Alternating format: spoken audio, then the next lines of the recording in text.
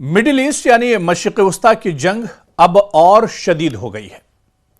अब इस जंग का असर पूरी दुनिया पर दिखने लगा है। यह अब पूरी दुनिया का मसला दरअसल बन गया है।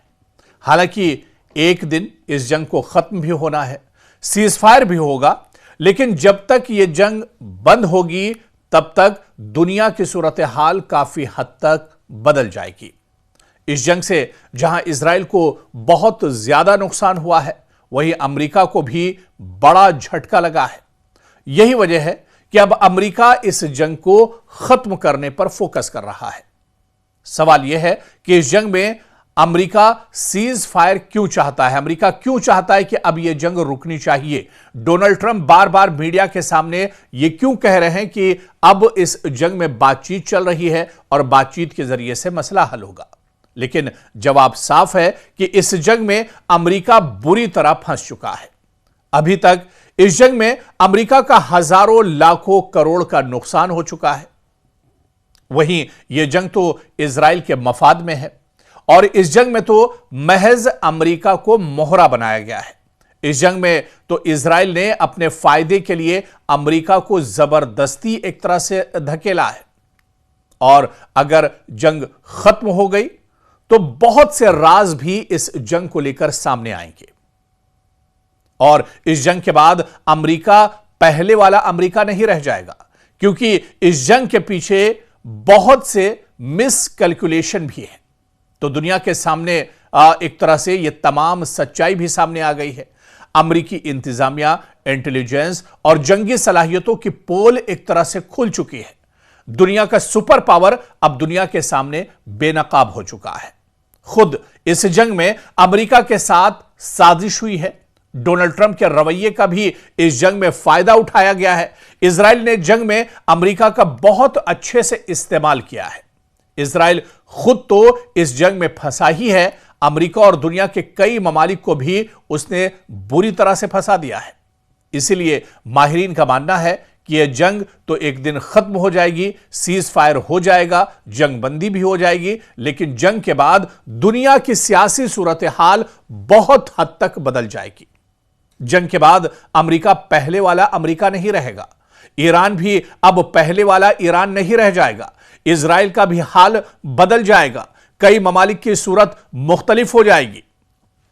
दरअसल अब ईरान का असर रसूख बढ़ेगा। पूरे खित्ते में, पूरे रीजन में ईरान का असर रसूख काफी बढ़ जाएगा। जितनी मजबूती के साथ ईरान यह जंग लड़ रहा है, पिछले 30 दिनों में जिस तरह से दुश्मन के दांत ईरान ने खट्टे कर दिए हैं, ऐसे में अगर यह जंग रुकती है, जंग का खात्मा होता है, जंगबंदी हो जाती है, तो खित्ते में ईरान एक नई ताकत बनकर एक तरह से उभरेगा। ईरान का सिर्फ असर रसूख ही नहीं बढ़ेगा, बल्कि मशरिक़ वस्ता की एक नई ताकत बनकर ईरान उभरने वाला है। और जिस तरह से अमेरिका अपने आप को दुनिया की सुपर पावर कहलाता है, ऐसे ही मिडिल ईस्ट में मशरिक़ वस्ता का एक सुपर पावर होगा और उसका नाम होगा ईरान। जी हां, तो जंग तो जरूर थम जाएगी, लेकिन जंग के बाद कई राज दरअसल खुलने वाले हैं। किस तरह से डोनाल्ड ट्रंप इजराइल के बहकावे में एक तरह से आ गए हैं और उन्होंने पूरे अमेरिका को दरअसल मुश्किल में डाल दिया है। बल्कि यह कहा जाए कि सिर्फ अमेरिका को ही नहीं, पूरी दुनिया को डोनाल्ड ट्रंप ने एक तरह से मुश्किल में डाल दिया है। आज नेटो, इसी वजह से जो नेटो ममालिक हैं वो अमेरिका से या डोनाल्ड ट्रंप से नाराज हैं। आज मशरिक़ वस्ता के जितने ममालिक जो अमेरिका पर भरोसा करते थे, अमेरिका की सिक्योरिटी फोर्सेस पर जिन्हें भरोसा था, डोनाल्ड ट्रंप पर जिन्हें भरोसा था, आज वो सभी समझ चुके हैं कि वो अमेरिका जो खुद अपनी हिफाजत नहीं कर सकता है, वो मशरिक़ वस्ता के ममालिक की हिफाजत आखिर क्या करेगा। तो बहुत सी चीजें इस जंग के बाद निकलकर सामने आने वाली है। अब एक तरह से जो सूरत हाल है, सियासी जो सूरत हाल है पूरी दुनिया की, वो दरअसल इस जंग के बाद बहुत तेजी से बदलेगी। अब ईरान पहले वाला ईरान नहीं रह जाएगा। अब इजराइल पहले वाला इजराइल नहीं रह जाएगा। अब ईरान पहले वाला, अमेरिका पहले वाला अमेरिका नहीं रह जाएगा। अब भारत पहले वाला भारत नहीं रह जाएगा। पाकिस्तान की भी सूरत हाल बदलने वाली है। इस जंग के बाद बहुत कुछ दरअसल बदलने वाला है। इस जंग के बाद दरअसल इजराइल अब जिस तरह से उसकी दुनिया पर एक धाक बनी हुई थी, इजराइल का नाम आते ही जहन में सबसे पहले टेक्नोलॉजी, उसका जो डिफेंस सिस्टम है, उसकी जो ताकत है, वहां की जो फौज, वो तमाम चीजें दरअसल जहन में आती थी। लेकिन अब वो इजराइल नहीं रह जाएगा। इजराइल का दरअसल अब लोगों के जहन में एक डरा हुआ इजराइल, एक पिसा हुआ इजराइल, एक पसपा इजराइल, एक बुरी तरह से पिटा हुआ इजराइल, दरअसल वो अब दुनिया के सामने निकल कर आने वाला है। और ऐसी ही कुछ सूरत हाल अमेरिका की भी दुनिया के सामने होगी। तो ये जंग महीने, 2 महीने, 4 महीने भले ही चले, लेकिन जंग एक दिन थमनी है, जंग एक दिन रुकेगी, सीज फायर होगा, जंगबंदी होगी, या यूं कहा जाए कि जंग का खात्मा होगा। लेकिन इस जंग के बाद जो सच्चाई है, जो बहुत से राज इस जंग के पीछे छुपे हुए हैं, वो सभी खुलकर एक तरह से दुनिया के सामने आ जाएंगे। इजराइल अमेरिका ईरान की जंग में इस वक्त बहुत बड़ा मोड़ आया है। जी हां, जंग में पहली बार हूसियों की एंट्री हो गई है। बिल्कुल सही आपने सुना कि पिछले 1 महीने की इस जंग में लोग यही सवाल कर रहे थे कि मशरिक़ वुस्ता की एक बड़ी ताकत हूसी मुजाहिदीन आखिर इस जंग में कहां है। लेकिन अब हूसियों की एंट्री हो चुकी है और हूसियों ने पहली बार बैलिस्टिक मिसाइल से इजराइल के ऊपर धावा बोल दिया है, इजराइल के ऊपर हमला कर दिया है हूसियों ने। और हूसी मुजाहिदीन के इस हमले के बाद अब मशरिक़ वुस्ता में इजराइल की टेंशन बढ़ गई है।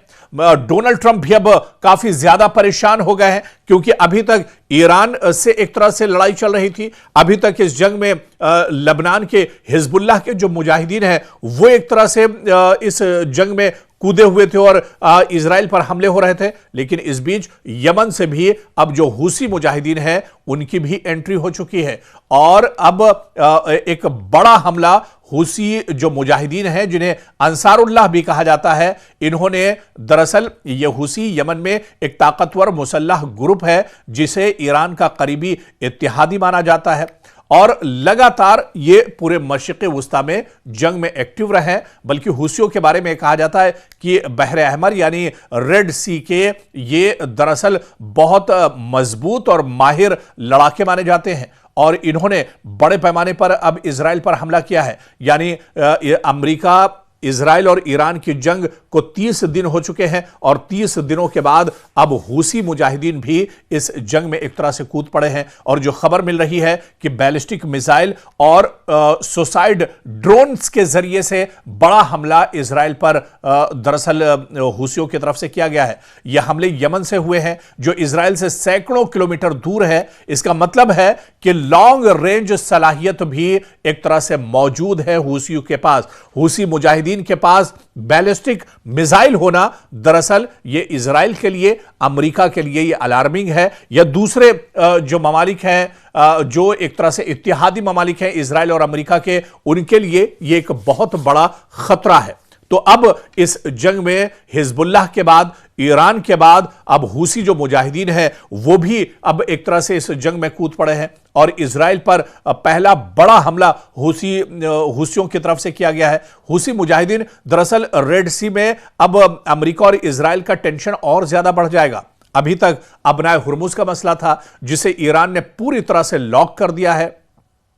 अबनाए हुर्मुज से अमेरिका और इजराइल के जो कंटेनर्स हैं, वो नहीं गुजर सकते हैं। पानी के जहाज अमेरिका और इजराइल या उनके इत्तेहादियों के नहीं गुजर सकते हैं। बल्कि ईरान ने यह साफ भी किया है दुनिया के सामने कि अबनाए हुर्मुज खुला हुआ है, लेकिन सिर्फ उनके दुश्मनों के लिए, यानी इजराइल और अमेरिका के लिए यहां पर पाबंदी है। बल्कि दुनिया का कोई भी कंटेनर यहां से गुजर सकता है। तो पहले ही अबनाए हुर्मुज पूरी तरह से बंद है और अब रेड सी के अंदर, बहर अहमर के अंदर अब एक तरह से खतरा बढ़ जाएगा, जिस तरह से हूसी मुजाहिदीन भी अब इस जंग में कूद पड़े हैं। हालांकि इससे पहले भी आप देखिए कि मशरिक़ वुस्ता में इजराइल और अमेरिका के लिए ये हूसी मुजाहिदीन लगातार खतरा बने रहे, लगातार टेंशन देते रहे इजराइल और अमेरिका को। और इसके अलावा जो तंसीबात पूरे मशरिक़ वुस्ता में अमेरिका के हैं, जहां जहां पर अमेरिका के एयरबेस है, वहां पर हूसी भी इससे पहले भी लगातार अटैक करते रहे। और आपको याद होगा कि इससे पहले जब ईरान और इजराइल की 12 दिनों की जंग हुई थी,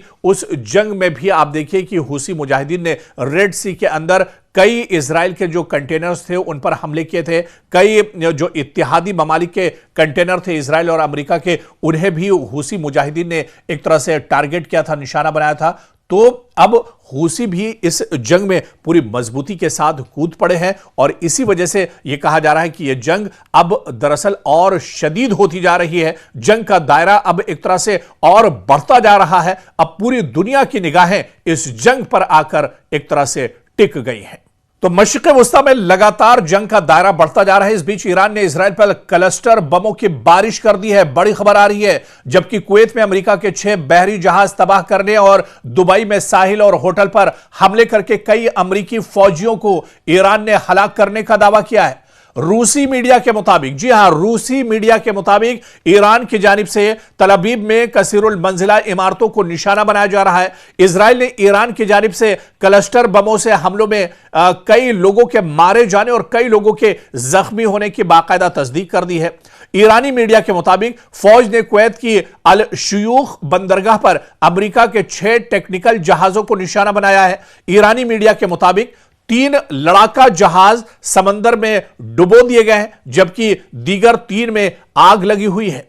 और इस बीच पासदाराने इनकलाब के मुताबिक वादा सादिक चहारुम नामी ऑपरेशन के तहत दुश्मन पर 84वीं लहर में हमले किए गए हैं और 84वीं लहर में दुबई के साहिल और एक होटल में अमेरिकी अहलकारों को खुदकुश ड्रोन से निशाना बनाया गया है। अब जिस तरह से ईरान की तरफ से कहा गया था, पासदाराने इनकलाब की तरफ से कहा गया था कि मशरिक़ वस्ता में दरअसल अमेरिका के जो सिक्योरिटी फोर्सेस हैं वो तमाम एयरबेस छोड़कर चले गए हैं, क्योंकि तकरीबन तमाम एयरबेस पर अमेरिका ने अटैक किए हैं, उन्हें टारगेट किया है। और अब अमेरिका के सिक्योरिटी फोर्सेस या अमेरिका के जो जवान हैं वो दरअसल अलग अलग जो होटल बने हुए हैं, 5 स्टार होटल्स बने हुए हैं, जो बहुत लग्जरी होटल बने हुए हैं, वहां पर दरअसल अमेरिकी फोर्सेस के जवानों को रखा गया है। और ईरान ने कहा था कि ईरान अब इन तमाम होटलों को एक तरह से टारगेट करेगा। यहां पर दुश्मन जो छुपे हुए हैं, जो बिलों के अंदर चूहे एक तरह से मौजूद हैं, उन चूहों को निकालने की तरकीब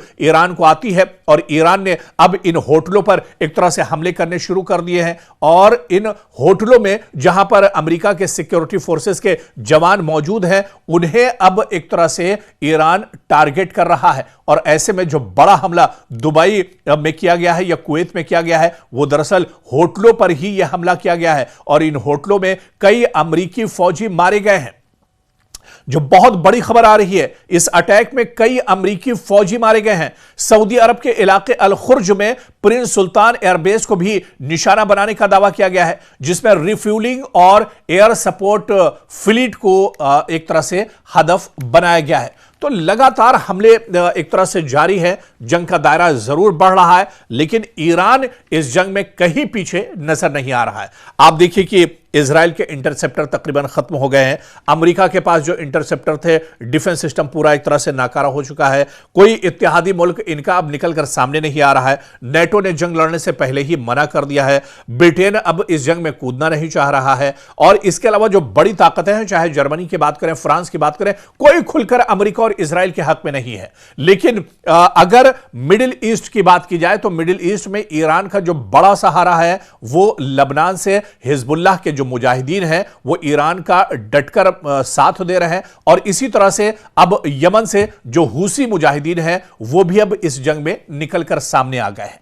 तो अमेरिका दरअसल ईरान कहीं ना कहीं अब इस जंग में मजबूत नजर आ रहा है।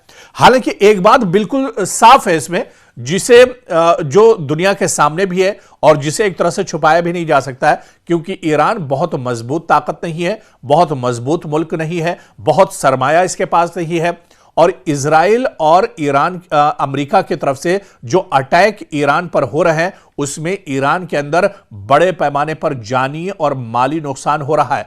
कई पूरे इलाके ऐसे हैं, शहर के शहर ऐसे हैं जो ईरान के अंदर एक तरह से तबाह कर दिए गए हैं। यह बिल्कुल सच्चाई है। लेकिन इसके जवाब में आप देखिए कि ईरान जितनी मजबूती के साथ जवाब दे रहा है इजराइल और अमेरिका को, यह भी दुनिया के सामने है क्योंकि जिस तरह से मजाहिया अंदाज में डोनाल्ड ट्रंप ने जब यह जंग शुरू हुई है उस वक्त कहा था कि यह जंग 4-5 दिनों में खत्म हो जाएगी या 10 दिनों तक यह जंग चलेगी और ईरान को फतेह कर लेंगे, ईरान में रिजीम और सत्ता और जो इख्तिदार है वो एक तरह से बदल जाएगा, ईरान के लोगों को एक नई हुकूमत एक तरह से मिलेगी। लेकिन आप याद रखिए, आज 30 दिन इस जंग को हो चुके हैं। जी हां, आपने सही सुना, 30 दिन इस जंग को हो चुके हैं। 1 महीना तकरीबन गुजरने वाला है और ईरान पूरी मजबूती के साथ इस जंग में खड़ा है। इस जंग में अगर किसी का बहुत बड़े पैमाने पर नुकसान हुआ है, किसी की पोल अगर इस जंग में पूरी तरह से खुल गई है, तो वो अमेरिका और इजराइल हैं,